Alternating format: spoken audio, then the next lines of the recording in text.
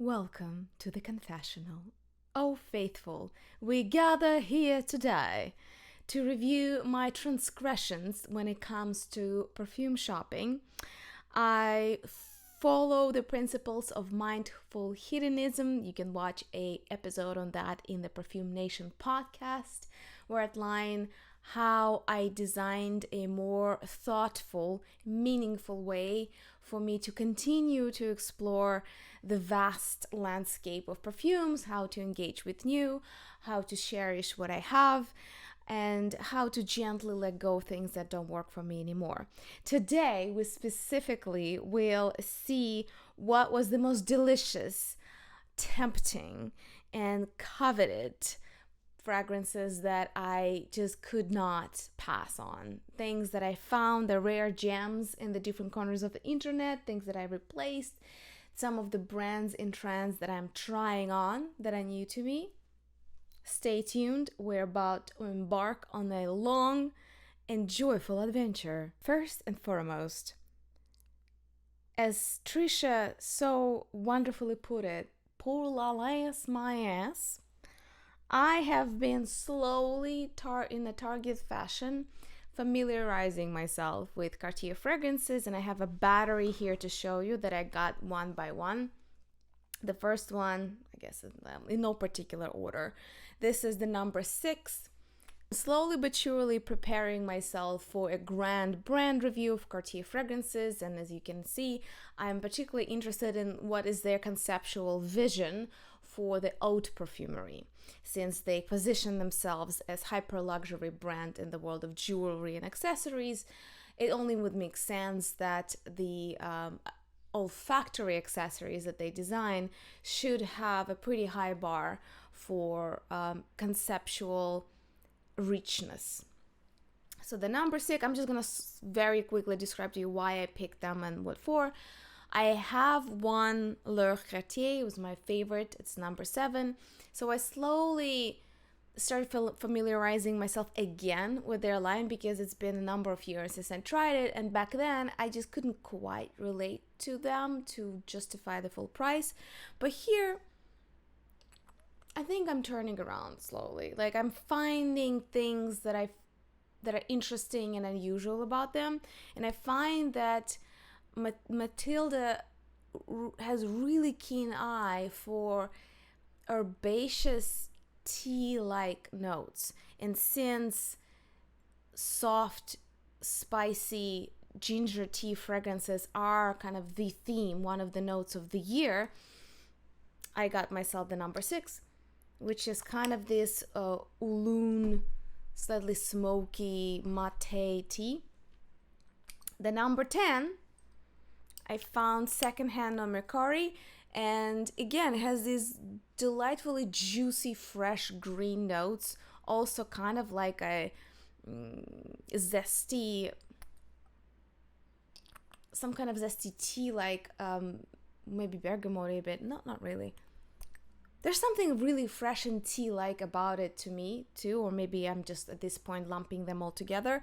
And berries, which is one of the quintessential love notes for most northern climates, because historically people gathered a lot of berries. So for me, it's also kind of reminiscent of the tales that my grandma told me about going to the forest and picking up mushrooms and berries. So number 10, number 6. I also, after much searching around, was like, okay, which other hours I would want. Beside these, it was kind of hard to choose something that was really standing out to me, and I picked number 4, which a lot of people said was like a crisp and unusual take on a classical Italian cologne formula. And since the humidity of Florida summer is approaching us, so it's actually here, we had a fairly mild June, but you know, it's not going to be merciful much longer. So I thought that if I am ever to reconsider my kind of general relationship with the classical cologne formula, like what makes a classical cologne, like I will start here. I have a lot of faith in the way Matilda would interpret that, so I got myself this one. Still trying to kind of find a way to love it, to be honest. It's not easy to turn me around colognes. I just find them so cliche that it's hard for me. Anyway, and the last one that I purchased from the Hours by Cartier is number 1, Promise. For some reason, I expected something way richer and way more like leather notebook. I don't know why. This is just a classic, somewhat boring librarian iris. This is just first impressions. I will continue to use it. I actually used more of it than anything else, just because I was trying to wrap my head around why is it so boring? Is there something I'm missing? I shall continue to do so, but so far, probably if I had to pick, like, out of the 4 purchases by Cartier, what would be like the disappointment, that would be the number 1. I tried it in the Cartier boutique, and I swear to God, I smelled something different. Go figure. But sometimes it happens. You like over shop, you try too many things, and then whatever you sniff at the last moment is not exactly what the fragrance is about. But that's what comes to very expensive boutique line. That's Cartier. Next, I've been selling some of the perfumes that I have in my collection, trying to acquire a budget to replenish or try something new.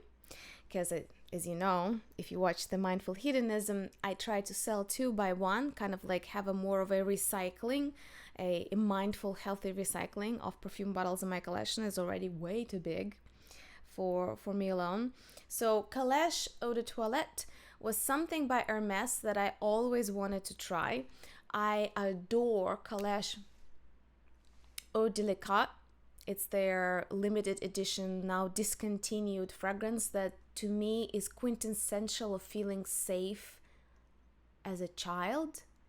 That's the feeling it gives me. And I cannot point to what is the component or what kind of flavor. Is the flower? Is it some herbaceous component that makes it so, that evokes this feeling of being cuddled and safe as a child? But Calenche Eau Délicate is absolute magic in that sense for my life.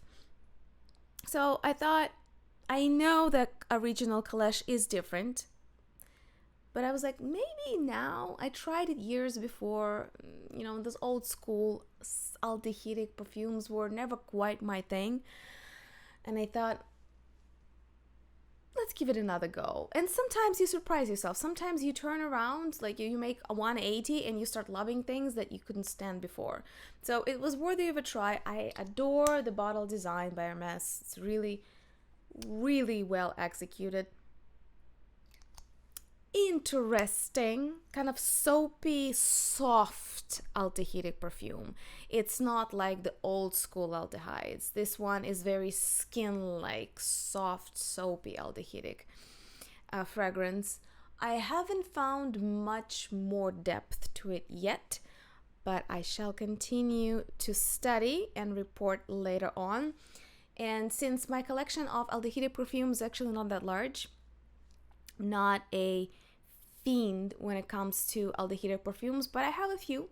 And since I'm so hard to impress, I think it might be worth kind of making a short but sweet review of the aldehydic perfumes and kind of telling you, for those that are like me, if it's hard for you to be impressed by aldehydic perfumes, and again think like Chanel No. 5 style stuff, but you still want to give it a go and you want to like crack that secret code, what makes them good, leave a comment below. If there is enough interest, I'll make that video, because I think I did find a few that are just exceptionally well translating across time, and they don't feel dated, not as dated as many others. Apparently this is not even the last Cartier that I'm going to show you today. A subscriber of mine, thank you so much for the generous gift, sent me a vintage Parfum formulation of Panthere de Cartier, because I am a big fan of their Le Parfum formulation of the Panther. And just to give me an opportunity to compare, she sent me this. It came with this rich, opulent black casing that I dropped and broke already. Now you know way too much about me, my natural habitat. I'm a usually jovial, sometimes melancholic ball of clumsiness. So there is a whole community of people who have lists, registries, compare notes, specifically relevant to vintage perfumes. There is a whole world out there that I am only vaguely familiar with. If you're one of those vintage connoisseurs, please leave a comment below. Let's connect on social media. I would love to learn more. On my side, often when I get to try, I'll put a drop of this parfum on my skin. When it comes to vintages, I find that just due to natural maceration, if you wish, or deterioration of top notes in all perfumes, plus the way they were made 30 years ago versus now, what was available, what was the kind of the standard way of composing a formula, they kind of tend to smell very similar in my book. And a lot of perfumes that are supposed to be primarily light citrusy, they lose all of their top notes. Like that kind of lightness and fluffiness is almost never ever there in vintage perfumes. But they do have that characteristic, rich, condensed, deep feel to them. That's what I think vintage lovers appreciate about them so much, and that's what is not so easy to reproduce in the newly made stuff, which is still possible, but you don't meet that doesn't happen that often. And yet I was thinking, could I ever just conform myself to only vintages? Definitely not. I think some of the ardent supporters of vintage culture kind of forget just how much we're leaving off the table when it comes to development of perfume formulas, of molecules, and of how the perfume smells when it's freshly made versus when it's vintage. There's absolute guaranteed significant loss of the original smell, how it was designed to smell when it stays in the bottle for that many years. The chemical reactions and the kind of photo aging, it's inevitable. Plus all of the huge developments that happened over the last 30 years in this world. Nevertheless, that's a really great reference, because every time when I get into musings or discussions of shippers, it's almost impossible to talk about shippers without having at least one solid vintage reference, because that's the era of shippers was back then, not necessarily now. Talking of shippers, I have reported in Last Drops how much I obsess and feel unworthy of purchasing Shipper Palatine by MDCI, which is an Italian niche brand. It's prohibitively expensive. And I found a lightly damaged decant that somebody would say, like, I actually know, because I checked with the official website. They do produce these little teeny bottles that look like completely homemade. They do produce them. They are way more affordable if you want to enjoy the scent, but you're not gonna get that royal experience with the sculptures and yada yada. Like, look MDCI up. Like, the packaging is gorgeous if you like Greek sculpture aesthetic. But they do produce these little minis, so the packaging is nothing to write home about, and this one came slightly damaged, but somebody was selling, I guess, like they got like as an add-on to their purchase, and they were selling this for a fairly reasonable price compared to full price of a bottle. So I got myself Shipper Palatine, and this is a modern shipper, right? It's being produced now by an Italian niche company, and this is the closest I ever got, oh yeah, to a vintage, rich, delicious, deep, semi-sweet shipper. I am going to enjoy this in fall. This one I feel like I could pull off even in Florida summer to my own detriment. It's gorgeous. But I think I'm gonna save it for fall. So happy about this purchase. 2 more lilac recommendations that I managed to find at the dark corners of the internet is Lilas by Fragonard, my informal collaborator in naming the lilacs the note of the year. I'm so excited that they recognize the importance, the emotional and sentimental importance of this floral in the lives of so many people, in shaping kind of our emotional field in our olfactory memories. So they do have an original Lilas. I don't know if they are gonna do any special release this year. We'll see about that. But since they already have lilacs, I knew I had to honor them and put my hands on it. So far, so good. Definitely a contender, even though I already made 2 videos about lilacs. This might warrant a review and re-ranking. Often it's such a challenge to find the lilac that will be sweet enough, because like lilac has this like slightly soapy, well, soaps usually smell of lilac, not the other way around, but like this rounded sweetness. But the way that I love lilac the most is when it combines with some kind of watery, it's like lilacs after the rain, watery green freshness. And I have a few that claim to deliver on that promise, and yet all of them do it in a slightly different way that I would say it's a tough challenge. It's a tough challenge. And if you're curious about what makes a lilac, watch the Perfume Nation podcast with Sam Macer, who is a perfumer, and we actually did talk about the challenge of making a lilac perfume.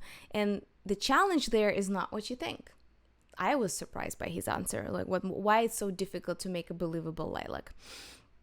I guess partial answer is that there are so many different kinds that actually have a differing smells across the world, so maybe that's partially the reason.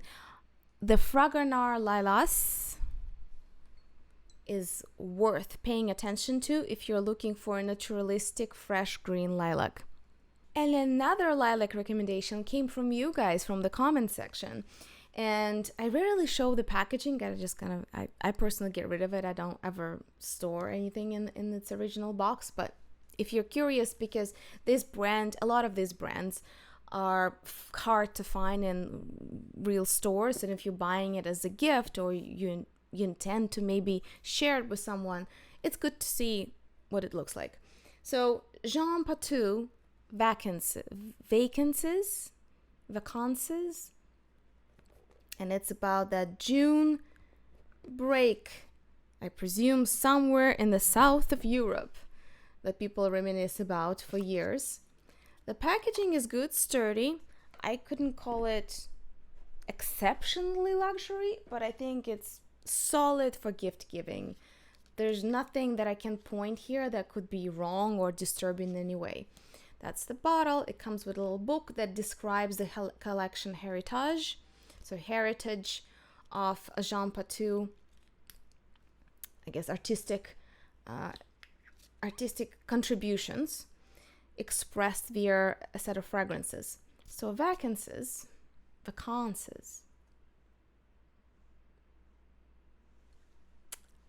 I am curious why I got that recommended for a lilac review, because this to me is much more green flower stems than the flowers. You know that feeling when you're cutting flower stems, if you have a bouquet or you're pulling them, that you get that, maybe it's olibanum, this somewhat herbaceous bitterness and zestiness.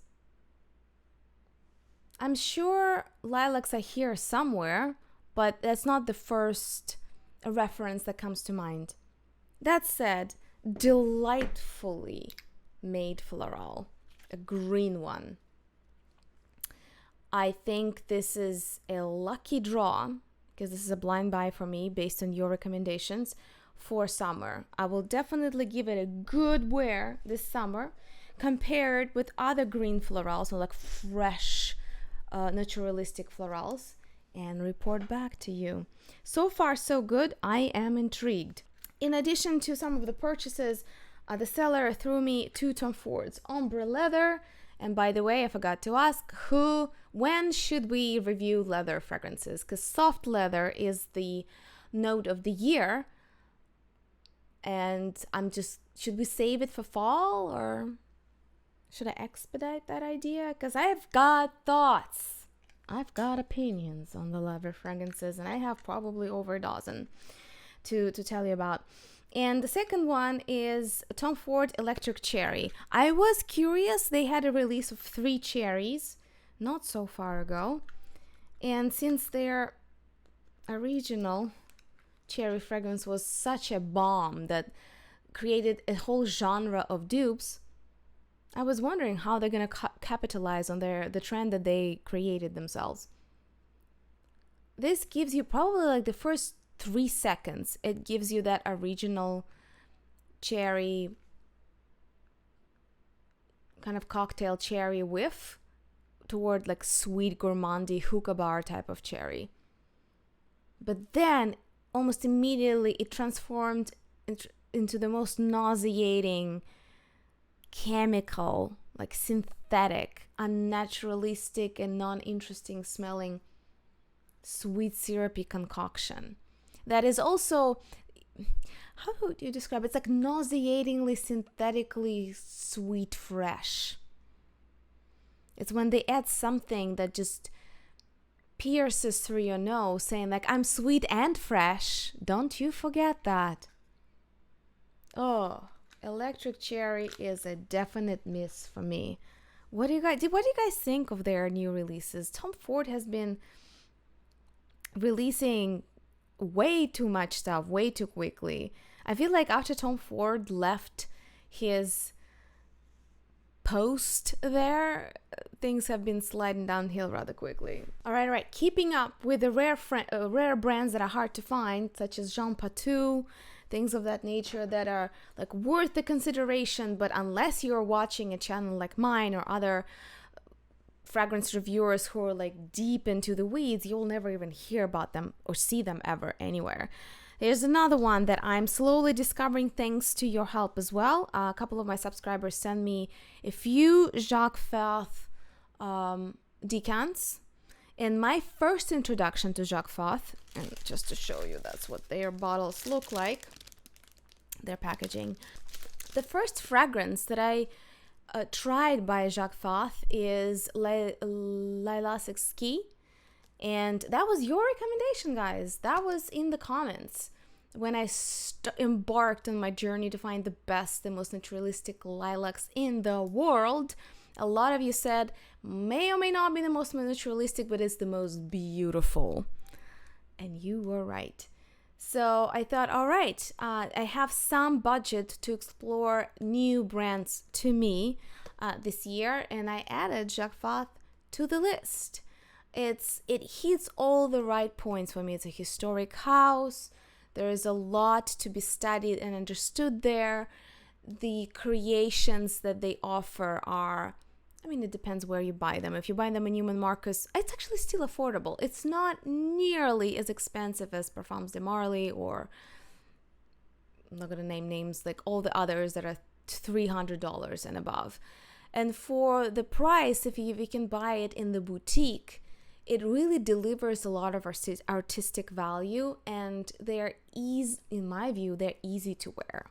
So I started picking here and there what I want to get from the brand to get us to a comfortable point so I can do a brand review and we can talk more about our favorites from the brand. One that got my attention is Velours Bois, Woody Velvet. Just so you can see, it's white cardboard packaging. I would say everything here says mid-level niche. And that's one of my favorite categories of niche fragrances, because with the cheapies, you sometimes spend 10 times of what you originally wanted just to find something that smells okay. We talked about extensively in the shorts and the other more discussion videos about dupes and kind of highs and lows of that of that practice. Very expensive fragrances will forever be arguing about value, like the created value, because obviously the juice inside doesn't justify the price tag. So with all those considerations, when we arrive at mid-niche, and to me mid-niche is between $50 and I would say $150, $170. That's truly the comfort zone. That's something, you just pick something that inspires you and you're fine. And you feel comfortable with your purchase. You don't have to create a whole narrative and story to justify splurging on it. You don't have to spend that much money searching for something that, like buying 15 things that cost $10 only to discover that they all smell like room spray or just like very inexpensive, simple, uninspiring aromatic liquids, nothing more. So mid-niche, to me, it's where it's at. That's where like I get the happiest. If I find a fragrance from mid-niche category that I love, it's like the golden ratio. It's the sweet spot. So Jacque Fath definitely has potential to be it, but let's hold our horses. I'm still trying them out and learning about them. All right. Velours is moderately sweet, slightly like red tawny port type of a fragrance. It smells of a sweet port. And that's about it. The only thing that I managed to experience with it, that it reminded me of something else. I feel like there are a lot of fragrances, more expensive and less expensive, that kind of try to hit the same spot. And I even can think of Bella Rabello by Les Liquides Imaginaires, and some maybe more affordable gourmands that kind of try to hit more these dried fruits, hookah bar, woody, velvety theme. So I will need to compare it with a few things in my collection before I arrive at my final kind of judgment call. But you can definitely get it, and we can wear it together. We can give it a run. Since these are not like the most known and not necessarily what you want to immediately splurge on blind, if you want a decant, just click on the link below. It's going to be there. And the second one by the same brand, I didn't find a larger bottle. Nothing quite made sense, but on the secondary market on Mercari, somebody was selling their 15 ml bottle. And just, guys, it's so cute. It's literally a full mini version. It has a spray. It has the same cup. It's the same thing. It's just a small one. I know. I'm ridiculous. But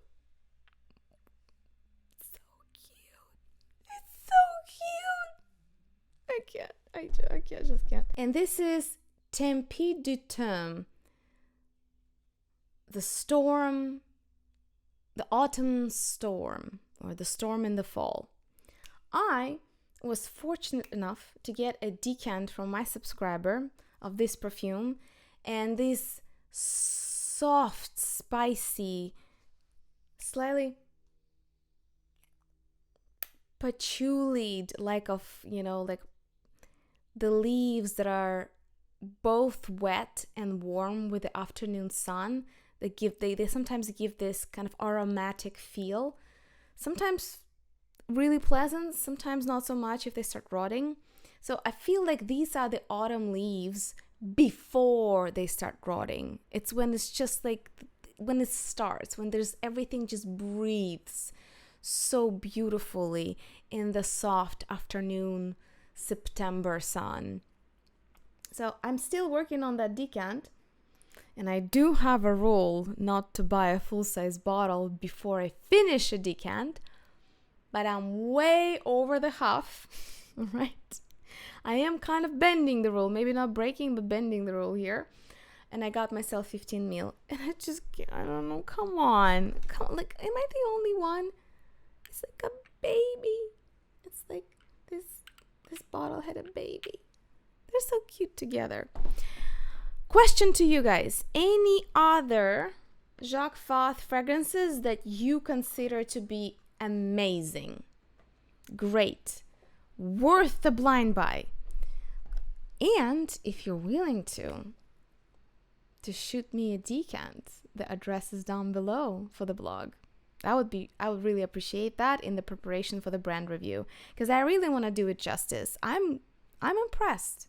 I'm impressed for a mid-niche that is not well known at all, at least not in the usual kind of perfume reviewer circles. This is good stuff. This is worth looking into.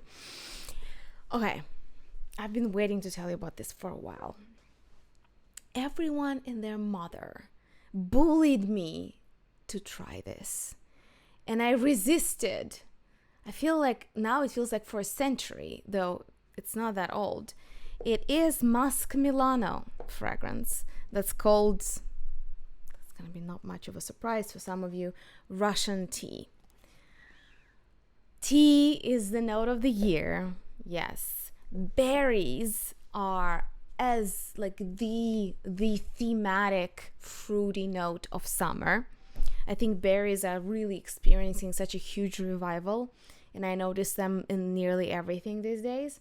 So the Russian tea by Musk Milano pays homage to the pre-revolution Russian tea ceremony cultures that were rooted in very dense black tea with added all kinds of herbs, and usually herbs and berries. So there would be blackberry leaves, berries, there would be like a lot of stuff, and there would be all these preserves that you would eat with your tea. So that smoky, think Earl Grey plus aromatic dried herbs and berries, that's kind of what the flair of the old school, like in the age of monarchy, that's what the tea ceremonies were, like opulent, lavish, very aromatic.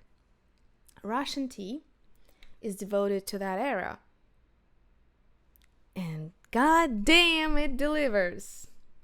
I mean, I clearly wasn't alive then, but even I can tell that, yeah, I've had a privilege to be served that kind of tea by my grandma, when just the drinking tea is nearly a full meal.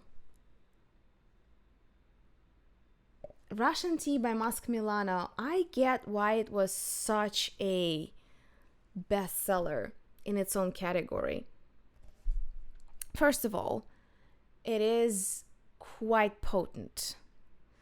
That's for those people who find anything by Jacque Fath or Fragonard or L'Artisan Parfumeur or any of the more like watercolory, sophisticated, thin florals. If that's just like, I can feel a thing.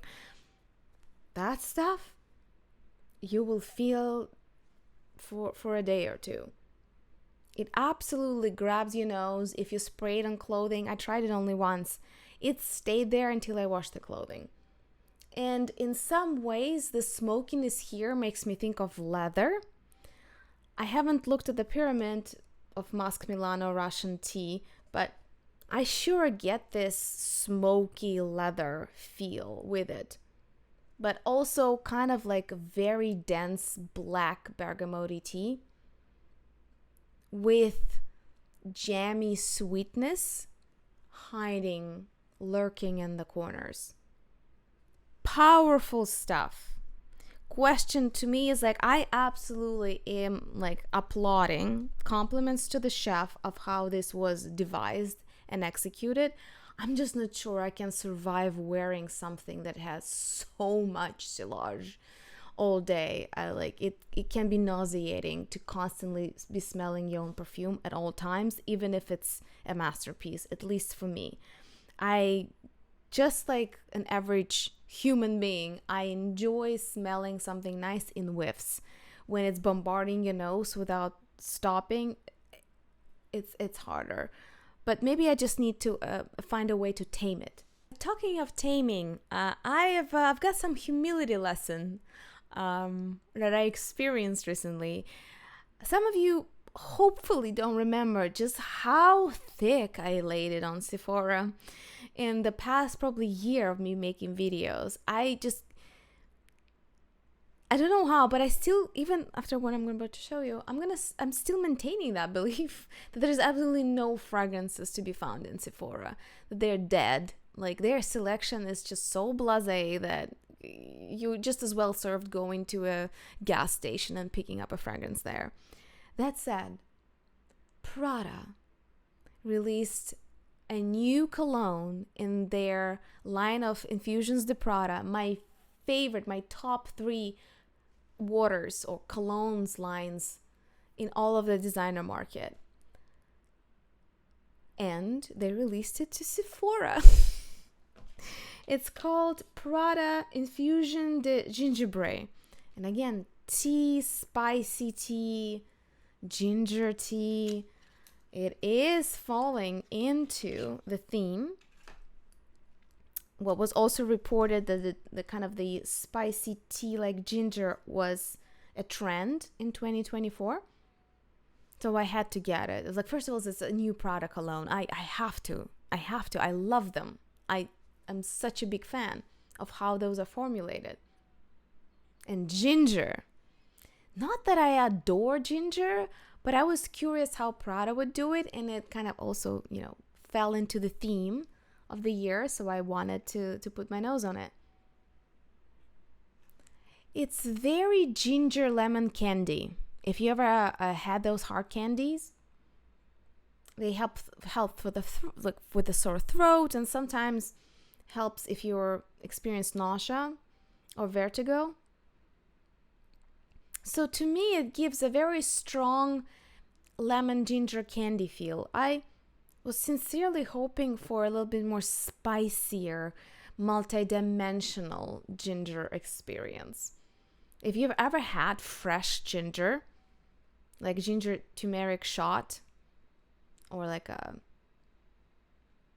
some kind of drink with a fresh ginger, it's a out of this world experience. It's very different than kind of ginger powder as a spice.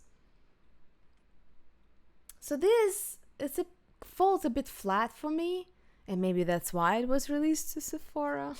I can't stop, can I? But yeah, going to Sephora to buy it was a humbling experience for me. I was like, all right, Sephora, you got one that I want. I will continue to wear it. I intentionally bought a small sample so I can just go ham and make my mind. And hopefully in a month or two, way before the summer ends, I will try to give you a proper review. So far, I'm kind of... I expected more from Prada, but it's good enough. I'll wear it. It's fresh, spicy, just like I said, lemon ginger candy. It's good enough to wear. Is it good enough for full-size bottle purchase? We'll see in the last drops. My Sandbird order arrived, and this one I got 3 fragrances from the same brand, Rag & Bone. First and foremost, I got their incense, about which I already raved in a number of shorts, because this is the most addictive, delightful floral incense that is not incensey. This is exactly the type of fragrances I was looking for when I named unusual, imaginative take on incense as the note for the year. And that's it. Like, I can't even tell, is there incense? Yes, there is, but is there? It's definitely only playing a supportive, somewhat giving some sharpness and shape to the floral notes. I would not ever stopped by Rag & Bone for fragrance shopping before this one. I have already used up half. I am well on my way to be out of it very soon. And then I'll have to make a decision. But it's the love from the first whiff. That's what contemporary incense should be all about. I do love myself some churchy incense, don't take me wrong. But it's a little bit more of a predictable profile. This was just like, this is so much fun. And this is so cool. And it's so wearable. And it's just so flirty. And it is incense. Go figure. They really hit something special there with this incense by Rag & Bone. The second one by them is Monoi. And I thought, Frangipani for summer. I already have a collection of Frangipani. It's never gonna hurt. It's boring. Oh my god. It reminds me of, I think, Bulgari or some other. I feel like it's 10, 15 years ago. Stores were full of fragrances like that. Is this like plasticky, soapy magnolia floral? With a, like, I smell more of a tuberose than Frangipani here. Is this like sweet, white floral tuberosy scent that is still piercing enough to be considered fresh floral? It's just so dated.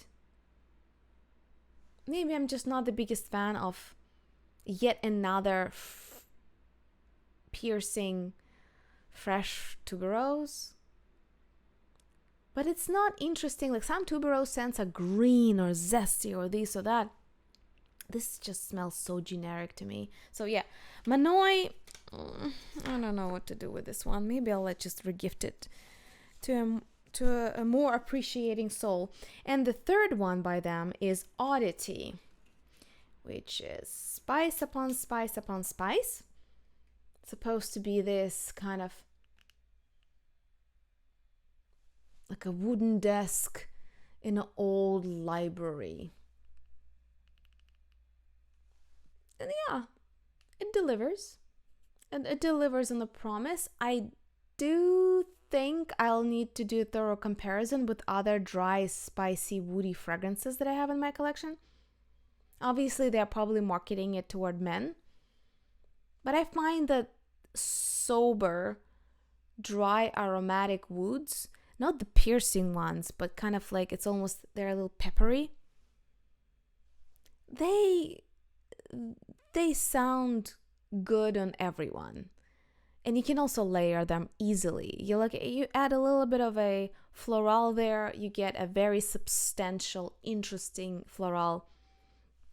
You want to add a little bit more of a sharp vetiver, you get yourself a slightly more elevated, more prominent male fougere. And yada, yada, yada.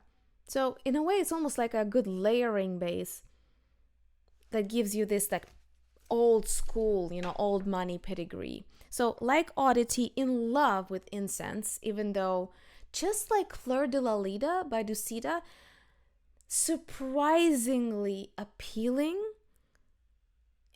I dare say addictive, even though it's not that complex. So I don't want to like oversell the Rag & Bone incense to you. Like it's not complex, but it's just so delightful. Just like Ducita Fleur de la Lida. This is like, wow. How can something with incense be so flirty and delightful? Amazing.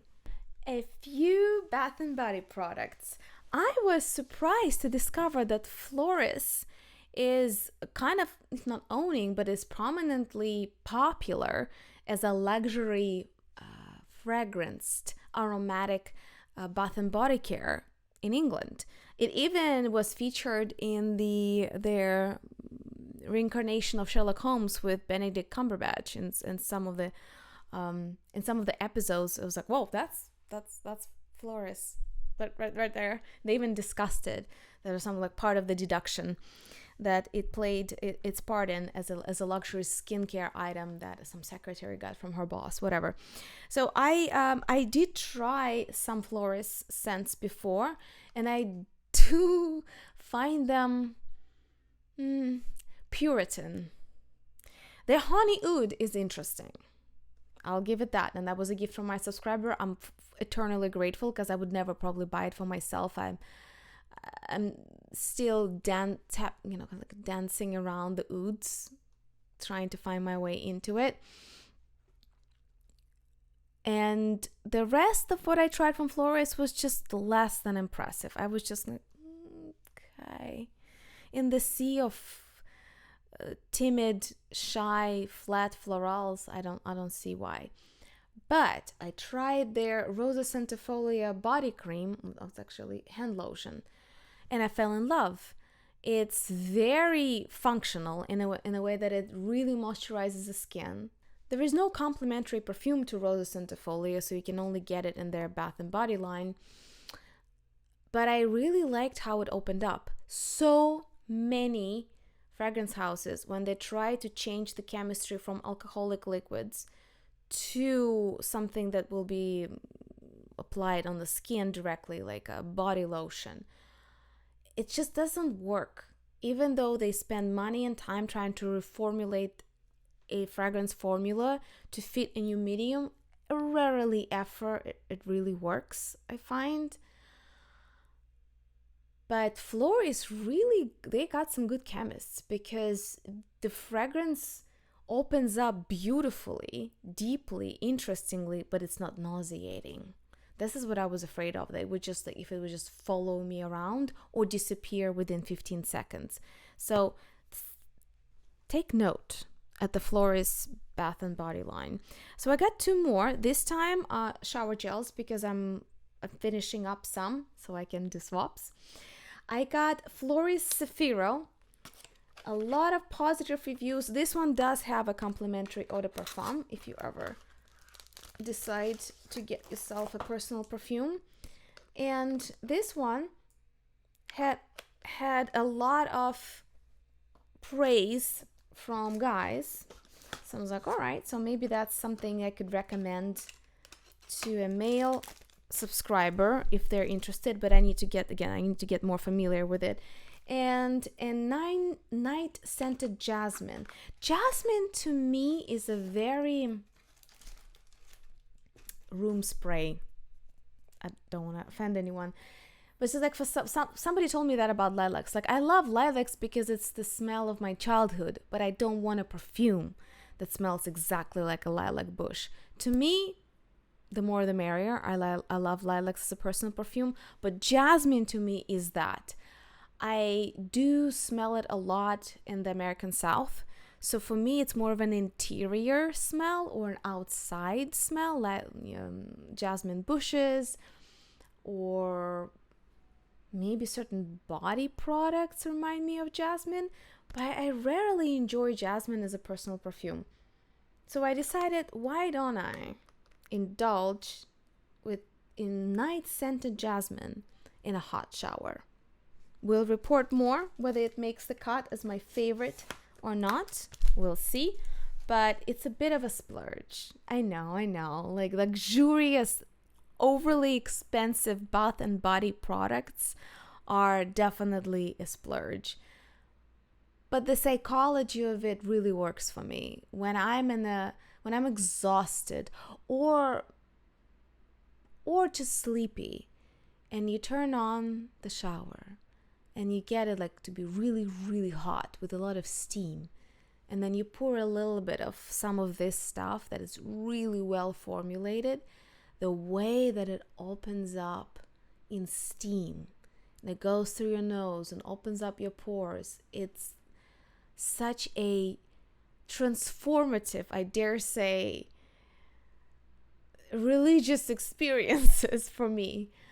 Even though it lasts 10-15 minutes maybe, but it's worth it. To me, it's worth it. As long as it doesn't smell synthetic and it's not nauseating. It has to be really well formulated fragrance formula in order to work in like hot, steamy shower. I also got 2 care packages from my subscribers with the decants, so we will see. Maybe some reviews are coming soon if we get some that fit the themes. Oh, there's some expensive ones here. Wow. This is Dior Boutique. This is Odditiy. Oh my god, guys. This is some pricey stuff. Thank you so much. Anytime you guys want to hear my opinion on a particular fragrance or particular line, if you have samples that you would like to share, the address is down below. I'm forever grateful. Probably 60% of reviews on this channel are made possible because somebody donated products, donated money, or reached out to a brand and the brand sent the products my way. So thank you so much for your support. I love it. There's one, there's another one. So excited. I am rethinking my storage of decants. It's for this message is for the nerds. It's very hard for me to figure out and optimize how I want to store decants because I have well over 300. And the truth about decants, they do evaporate. So maybe permanent storage is not as important as is accessibility. If I am thinking about a thematic review, sometimes it's such a logistical multifactorial problem to sort them by notes, by overall vibe, or by feel, or by brand. It's challenging. I am again rethinking my system, so wish me luck. If I come up with something ingenious that can save us all from ourselves and our exploding decant collections, I'll let you know. If you have any tips, please let me know too. I had an alphabetic system for a while, and then unless you also keep a database in your mind that connects every brand and the beginning letter of the fragrance to its notes, it's not as functional as I wished it to be. So we'll see about that. But I'm so excited. There's so much new that's coming my way thanks to you. The last but not least, as they say, is another lesson in humility for me. Let me tell you a heartbreaking story. I have sinned. You've seen the size of the damage, right? It's some of it is easier, some of it is harder to explain. Even if I come up with 50 rules of mindful hedonism, sometimes it's just hedonism. And yet, in my universe, there's no larger sin, for whatever reason, for me, because I'm a snob and a hypocrite, is when I fall in love with something that's so cheesy and so mainstream, I just can't forgive myself. Do you ever have that experience? Am I the only one? I'm just like, why am I liking this? I am better than this. I am much more sophisticated than this. I'm no. And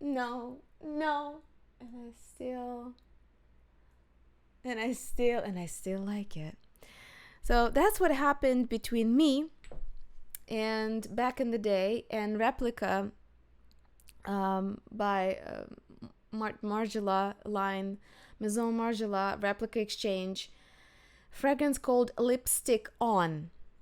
This is essentially a very gourmandy, sweet, sugary, yet suede-like powdery iris. I felt that I'm the kind of person who should be loving librarian irises. You know, these like cerebral, dry, melancholic, almost austere. It's like Sylvia Plath of perfumery. Or maybe not. Maybe more like German philosophy in the perfumery. It's all about the sobering gifts of heartless logic. But I just don't. I don't like those kind of irises. And I tried. I shell so much money on very conceptual, from brands with high pedigree, history, you name it, and I just don't like them. Well, case in point, Promise #1 by Cartier in their Perfumery Hours line. It's so... And yet, here comes this sugary, syrupy concoction called Lipstick On. It was a bestseller for a while. Like, the first bestseller by Replica was By the Fireplace, and then the Lipstick On. And back in the day, every influencer and their mother and their sister and their brother and their daughter and their granddaughter and their grandfather said, like, oh, it's so yummy. And I was like, no, not me. No. No.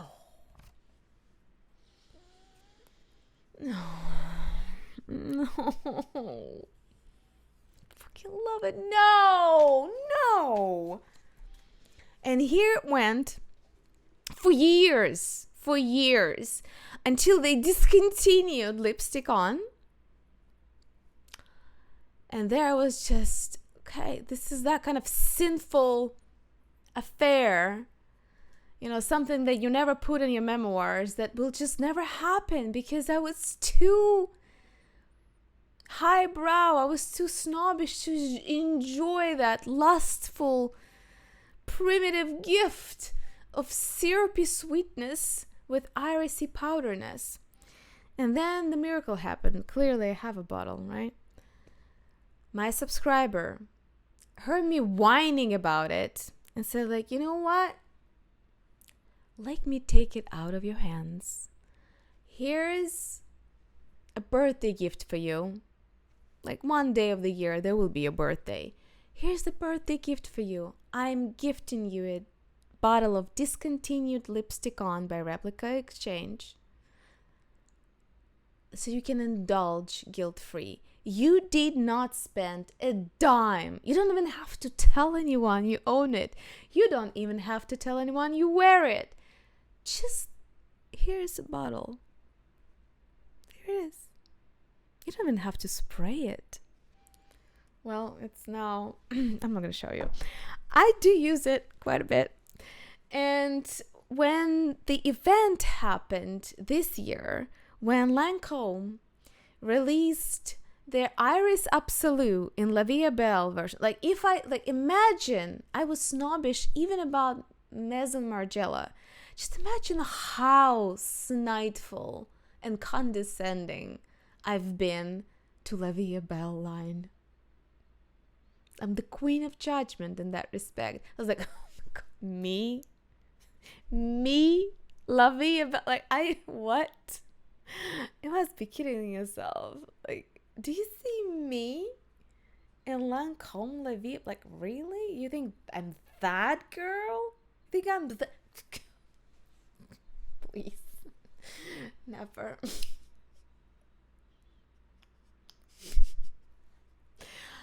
I think I learned my lesson. So when La Vie Belle released pretty much the same concept, right? But like, this one is mainstream. This is the stuff with the clubs. This is the girls with the hoops, you know, like it's the stuff.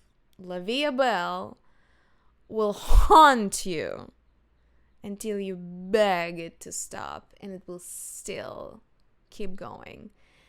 This is what liquid sugar looks like in the perfumery. It's iconic. It is a bestseller. They have, I don't know how many dozens of flankers. It's just a song that will never die. It's the dancing queen of mainstream sweet perfumes. I think in some ways it probably beat Angel Mugler at this point as an edible, kind of very syrupy, sugary gourmand. So I have broke my vow of never ever having La Vie Belle on my shelf, because they released their version of Powdery Iris. And since I already knew that this is painful to show, because first of all, it's always a confession of how much of a pathetic hypocrite I am. but it's also discontinued. So I thought, all right, I think I learned my lesson. They released this flanker. I better get on that trail and report to you guys if it's as good, as sinfully amazing as the lipstick on. So I got myself a bottle secondhand. I couldn't bring myself to the store in the daylight and just do it. I'm not that brave yet. So I bought it in the shady corners of internet, secondhand, just to see if it's as good as lipstick on. Well, a lot of people say that this is way more irisy than it is La Vie Belle E.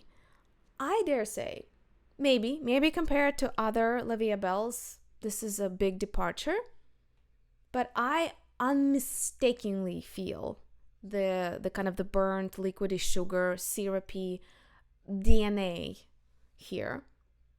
And iris here to me comes as more of almost like a rosy roundness. It's not as powdery, it's not as velvety as the lipstick on. So I will wear it some more, because sometimes things like that open up rather interestingly on your skin. Like a lot of these beast mode perfumes are rather scary on the blotter, but you can tame them if your skin likes them. So I'll report more on the subject. If you want to try them, it's only for you guys, only for my subscribers, I'll put a special link below for a 5 ml each duo, and then some like crazy code so you can just, get it for the price of a latte or something. So you can try the discontinued gem and the new kid on the block that claims to kind of deliver the same deliciousness with a like sprinkled elegance of an iris. Here's your chance. I am tentatively hopeful. Again, I'm trying, guys. I'm trying to peel off the layers of my own hubris, but there are a lot of layers to peel. It's gonna take us a while. Anyway, with that, we're closing this round of confessions. You might think it's nothing. It's just yet another fragrance haul. It's not true. Like, it took me a lot of bravery to put myself out there, considering what I preach in terms of mindful hedonism and enjoying what you got and not being a victim of constant overconsumption, to showcase so blatantly where my pocket has been and what my hands have been grabbing and what I've actually put my money into versus what kind of virtue signaling I declare in terms of my olfactory preferences. Confessing this whole iris debacle, it's hard. I hope besides just the sheer entertainment and maybe some useful tips of where you can look for olfactory inspiration, you also feel the sheer nakedness of my emotion that surprisingly, well, not so surprisingly actually, it's never just the perfume, it's never just fashion, it's never just lipstick, it's never just a thing. There's always a lot of psychology wrapped around it, and that's what makes it so interesting to me. And with that, my beloved demons, thank you so much for watching. Be good, but not too good. I'll see you in the next video. Hey there, you've reached the end, but don't just depart. Hit like, subscribe, it's a way to take part. Your support, your love, it's an art. Together we grow, play our part in this job. It's more than a click, it's a bridge, a connection, no way to sustain. To fuel this direction, each light, each sub, a show perfection. We're in this together, seeking perfection. Like and subscribe, be the vibe, keep us alive. In this digital sea, it's how we fly. Your support is the core, the drive. In this world of content, we're the prototype. Donations, contributions to keep the lights on. Fueling our passion from dusk till dawn. It's not just content,